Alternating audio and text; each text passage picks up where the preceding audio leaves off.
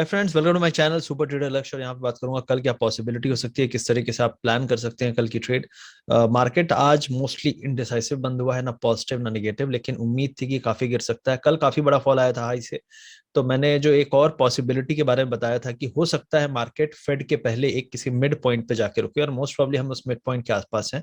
लेकिन जो रेंज मैंने ट्रायंगल शेप बनाया था, उस ट्रायंगल को भी हम रेजिस्टेंस टेस्ट कर रहे हैं। आज मिड पॉइंट पे बंद हुए हैं, लोअर लेवल भी टेस्ट हो सकते हैं, क्योंकि आज का दिन है और कल का दिन है। 2 दिन अभी बाकी है यूएस मार्केट को, और कल हमारा मार्केट खुलेगा और परसों हमें रिएक्ट करना है। तो काफी सारी चीजें हैं जो मूव हो रही हैं। तो अगर आप देखेंगे राइट नाउ, तो पूरी फ्लैटिश काइंड ऑफ मार्केट था। जो स्टॉक बहुत स्ट्रांग थे, थोड़ी सी उसमें प्रॉफिट बुकिंग आई, और जो कमजोर थे, कल भी पिटे थे, उनमें थोड़ी सी रिकवरी आई। कुछ स्टॉक थे तो वो आज भी रिकवर नहीं किए। तो आप देख सकते हैं यहाँ पे ज्यादातर के जो कर्व्स हैं मोस्टली फ्लैट हैं, ठीक है। कुछ स्टॉक थे जो थोड़ा नेस्ले इंडिया और थोड़ा एक्सिस बैंक, इन इस तरह के मार्केट जो स्टॉक्स थे, इनमें थोड़ी सी ट्रेंडिंग मूव था। सुबह लो में खुले, धीरे धीरे ऊपर गए। तो इस तरीके से मार्केट था ओवरऑल। अगर आप निफ्टी को बोले तो कहीं कुछ ज्यादा मूवमेंट नहीं था, मोस्टली फ्लैट बंद हुआ है, 40 पॉइंट नीचे बंद हुआ है। अब इसमें 23 एडवांसेस थे, 23 डिक्लाइन थे, ये भी फ्लैट ही कहूंगा मैं।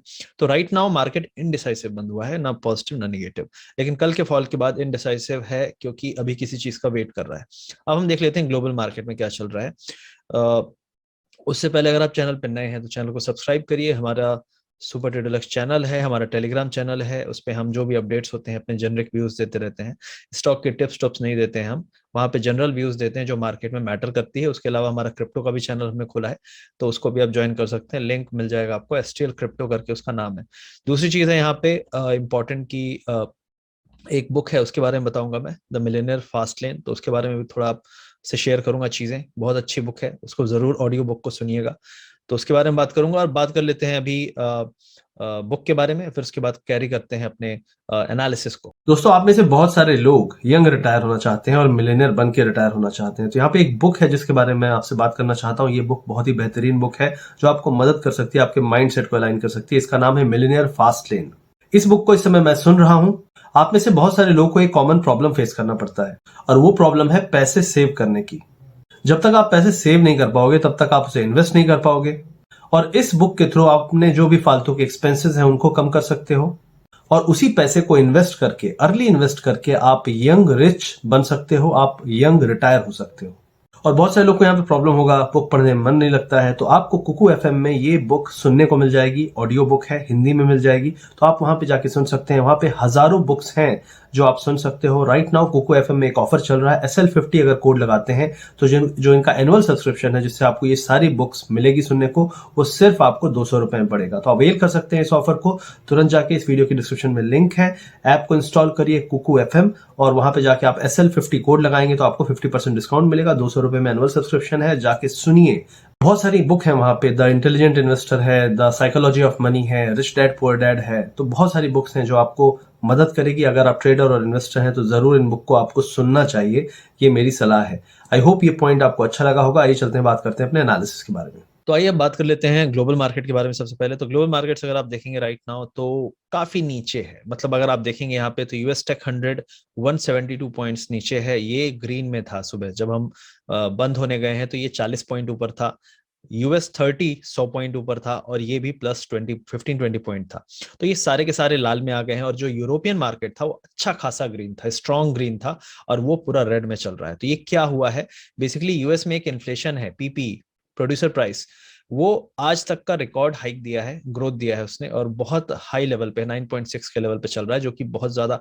मतलब अगर प्रोड्यूसर के प्राइस बढ़ रहे हैं तो आपकी जो प्रोडक्शन कॉस्ट है वही बढ़ जाएगा। और इन्फ्लेशन जो एक है कंज्यूमर इन्फ्लेशन, वो ऑलरेडी बढ़ रही है। तो ये दिखा रहा है कि दोनों तरफ प्रॉब्लम है। प्रोड्यूसर का जो रॉ मटेरियल है वो सभी चीजें महंगी हो रही हैं, उधर कंज्यूमर को पास ऑन हो रहा है, तो कंज्यूमर इन्फ्लेशन बढ़ रहा है। तो ये इन्फ्लेशन सबसे बड़ा प्रॉब्लम है। इसीलिए कल फेड का जो पॉलिसी है, कल शाम को होगा, उस पर बहुत नजर है, और उससे मार्केट पूरा मेक और ब्रेक हो सकता है। क्योंकि फेड को एग्रेसिव होना पड़ेगा, क्योंकि इन्फ्लेशन ऐसी चीज है जो एक बार आउट ऑफ कंट्रोल हो जाएगी तो उसको फेड जल्दी संभाल नहीं पाएगा। ऑलरेडी चीजें आउट ऑफ कंट्रोल लग रही है। तो फिलहाल आप देख सकते हैं काफी नीचे है। और इंपॉर्टेंट चार्ट यहाँ पे एक शेयर करूंगा कि जो नैस्डैक है, रिसेंटली में उसने एक फॉल दिया था, फिर यहाँ वैक्सीन वैक्सीन किया, फिर यहाँ पे no vaccine vaccine no vaccine, ये सब चल रहा है। लेकिन जो नैस्डैक का ट्रेंड है अगर आप देखेंगे, तो बहुत सारे लोग head and shoulder kind of इसको देख सकते हैं, ये शोल्डर कह सकते हो या इसको भी कह सकते हो, लेकिन ओवरऑल कोशिश ये है कि यहाँ से इस एरिया से आप देख सकते हैं इसको रेजिस्टेंस मिला और वापस ही नीचे जा रहा है। अब ये नीचे कितना जा सकता है, मुझे लगता है ये पॉसिबिलिटी बन रही है 15,580, मतलब करंट लेवल से। ये स्पॉट है, फ्यूचर्स अलग चलता है, तो ये सॉरी ये आपका फ्यूचर है, स्पॉट आपका अलग चलता है। तो जो फ्यूचर का प्राइस है राइट नाउ, यहाँ से करीब करीब 400-500 पॉइंट और गिर सकता है। तो ये पॉसिबिलिटी है, कल गिरेगा परसों गिरेगा मुझे नहीं पता, ट्रेंड में वैसा ही दिख रहा है। ठीक है, ये आपने देखा लोअर हाई बनाया, अब लोअर लो भी बनाता है, तो कम से कम वो सेम लो भी बनाता है तो भी 15,500 हो, लोअर लो बनाएगा तो काफी नीचे जा सकता है। तो ये पॉसिबिलिटी है नैस्डैक की, इसलिए मुझे लगता है कि जो वीकनेस है उसको आप अगर देखेंगे तो ये कल भी 200 पॉइंट से ज्यादा गिरा था, आज भी गिरा है। तो ये दिखाता है कि एक वापस से डाउन ट्रेंड स्टार्ट होता हुआ लग रहा है। वो हम कल बताएंगे कि क्या हो सकता है क्या नहीं हो सकता है, कल बात करेंगे उसके बारे में। तो कल का मार्केट फ्लैट टू नेगेटिव रह सकता है, क्योंकि चीजें थोड़ी डरी हुई हैं, इन्फ्लेशन बहुत हाई है, फेड क्या बोलेगा, क्योंकि फेड जो बाइडेन का एक मिड टर्म इलेक्शन है उसके लिए वो डंडा कर रहा होगा कि भैया पावेल जी कुछ तो करो, कब तक बोलते रहोगे ट्रांजिटरी ट्रांजिटरी, चुनाव हार गए तो ना तुम रहोगे ना हम। तो ये यही होता है। तो कुल मिला के, और इंडिया का इन्फ्लेशन, मैं हमेशा बात करता हूँ इसके बारे में, तो इंडिया का इन्फ्लेशन 14%, 14 पॉइंट सम परसेंट आया है। ये भी डेकेड हाई है, मतलब 10-15 साल में इतना हाई नहीं गया है। तो ये इन्फ्लेशन है, अब सोचिए कितनी बुरी हालत है। और हमारे यहाँ क्या है, कौन सीरियस है, कोई नहीं। तो ये पॉइंट है। अब हम बात कर लेते हैं, तो यूएस मार्केट क्या बोल रहा है कि हाई लेवल से सेलिंग है और फेड के पहले नीचे की तरफ जा सकता है। हम जो बंद हुए हैं, जैसे हम बंद हुए हैं इनडिसाइसिव से बंद हुए हैं, तो हमारे साथ क्या हो सकता है कि हम हो सकता है कि लोअर रेंज में जाएं। अब कौन सा ऐसा सेक्टर है, तो मैं आज, मैंने लास्ट टाइम 2 बार हाईलाइट किया था, पहला वाला यहाँ पे भी मैंने टॉप आपको बताया था डबल टॉप कह के, और दोबारा भी मैंने कहा था ट्रेंड लाइन है। यहाँ दोनों बार लोगों ने पकड़ा और बहुत बेहतरीन पैसे बने। मुझे लगता है कल कल हो सकता है कि आईटी का दिन हो अच्छा खासा। आईटी की पॉसिबिलिटी है, क्योंकि आईटी पिछले 2 दिन से नेगेट कर रहा है चीजों को। तो हो सकता है टेक में सेलिंग आए, तो अगर टेक में सेलिंग आती है तो आईटी को थोड़ा सा देखिएगा शुरू में क्या करता है। और आईटी और निफ्टी ये दो हैं थोड़ा वीक रह सकते हैं। बैंक निफ्टी का मैं इतना व्यू लेके अभी नहीं चलूंगा, क्योंकि कहीं एक स्टॉक उठा के मैनिपुलेट, किसी की रिपोर्ट आ जाती है, किसी की रिपोर्ट सुबह सुबह छप जाती है, तो ये सब नहीं। लेकिन आईटी में, टेक में जो सेलिंग है यूएस में, उसको देख के लग रहा है कि आईटी गिर सकता है। तो ये एक पॉसिबिलिटी है कि निफ्टी आईटी यहां से गिर सकता है। उसके अलावा अगर हम निफ्टी की बात करें तो निफ्टी क्या कर सकता है, तो निफ्टी का ये मैंने आपको ट्रायंगल बनाया था बड़ा वाला, एक ही बीच की लाइन थी, इसको मैंने एक्सटेंड किया है। क्यों एक्सटेंड किया है, क्योंकि आज हमने इसको तोड़ा और नीचे से हमने इसको टेस्ट किया। अब क्या है, अगर अगर आज यूएस मार्केट रेड रहा और कल हम फिर थोड़ा सा गिरे, तो हम जो सपोर्ट लेंगे वो इस एरिया पे लेंगे 17,100। अब आप बोलोगे क्या 200 पॉइंट का फॉल आ सकता है, नहीं भी आ सकता है, लेकिन मुझे लगता है कि एक बार आपको एटलीस्ट इस लाइन से, अगर आप यहाँ पे रहते हो फेड के पहले और एक रैली आती है, तो आपको एक अच्छा मूव मिलेगा, स्ट्रॉन्ग मूव मिलेगा एटलीस्ट यहाँ तक। तो ये पॉसिबिलिटी के लिए इस एरिया पे आना अच्छा है।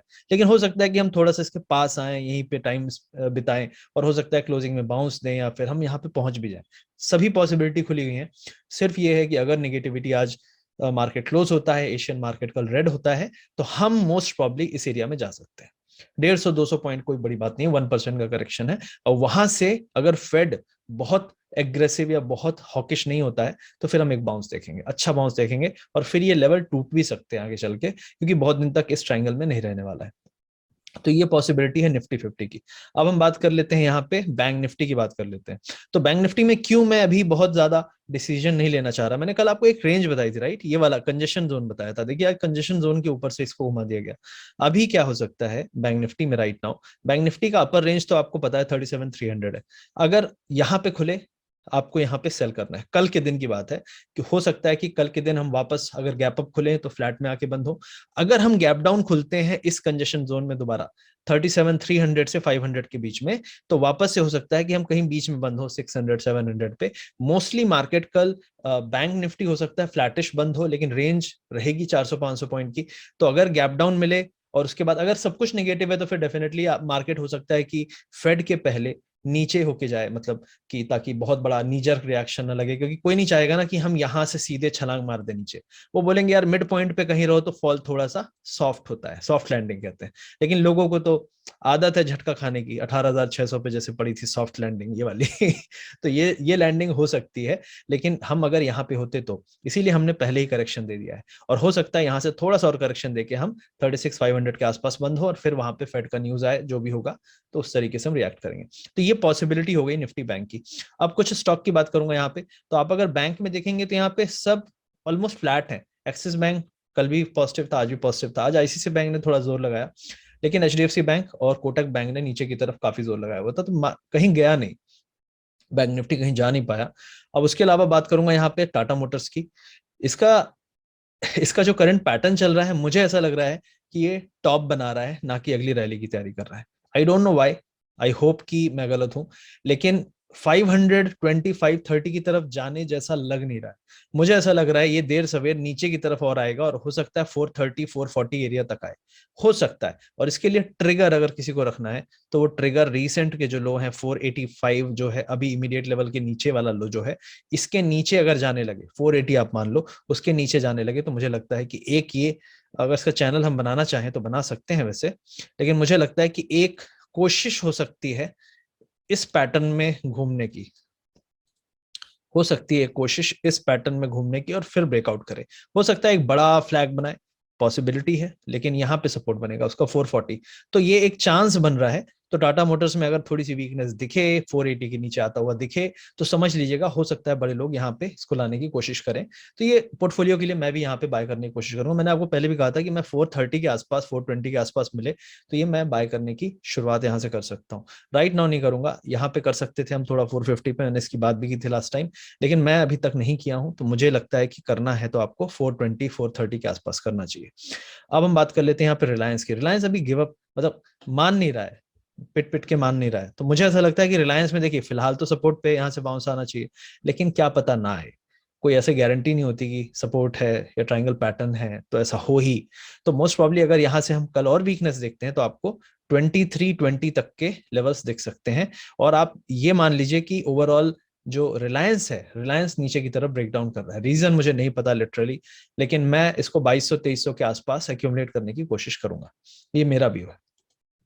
अब इन्फोसिस की बात कर लूं तो आईटी फिलहाल मैंने आपको बताया, इन्फोसिस नीचे की तरफ जा सकता है, जैसे मैंने आपको कहा कि आईटी इंडेक्स मुझे लग रहा है कि कल टेक में सेलिंग के कारण नीचे की तरफ जा सकता है, तो इन्फोसिस भी ऊपर वाले इस ट्रायंगल के अपर एरिया में है, नीचे वाले एरिया तक जा सकता है। यहाँ भी 30-40 रुपए का जगह है, और यहाँ पे फिर से आपको बाउंस मिले तो इस पैटर्न में, इस एरिया में काफी दिन बिता सकता है। तो ये सभी पॉसिबिलिटीज हैं, ये सभी स्टॉक्स हैं। बहुत लंबा हो जाएगा वीडियो, इसलिए ज्यादा चीजें नहीं लूंगा, लेकिन यूएस को वॉच करके रखिए। कल मार्केट मोस्टली अगर डाउनसाइड बहुत बड़ा आता है तो वहां से भी क्लोजिंग डाउन में नहीं होगी most probably, until and unless US market बहुत ज्यादा गिर के बंद हो और कल भी एशिया रेड में हो।